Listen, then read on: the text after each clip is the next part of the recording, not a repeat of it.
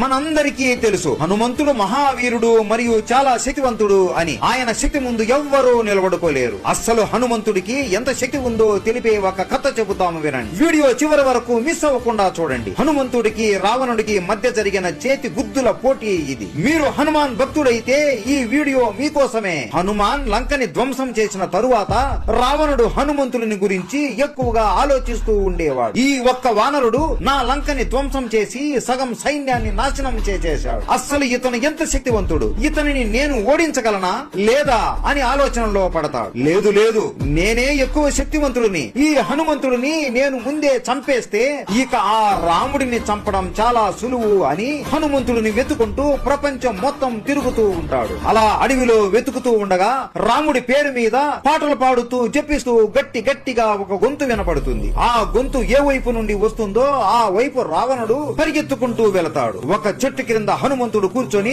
రాముడిని జపిస్తూ పాటలు పాడుతూ ఉంటాడు. ఆ పాటను విని రావణుడు కూడా పులకరించిపోయి మెల్లగా కింద కూర్చొని కళ్ళు మూసుకొని పాటను వింటూ జపిస్తాడు. హనుమాన్ పాటని ముగించి కళ్ళు తెరిచి చూడగా తన ఎదురుగా ఆ రాక్షసుల రాజు అయిన రావణాసురుడు కూర్చొని భజన వింటూ ఉంటాడు. అప్పుడు హనుమంతుడు, ఏం రావణ, నా స్వామి భజన అంతగా నచ్చిందా అని వెతకారంగా అంటాడు. రావణుడు కళ్ళు తెరిచి చూడగా రాత్రి అయిపోయి ఉంటుంది. రావణుడికి అర్థం అవ్వదు.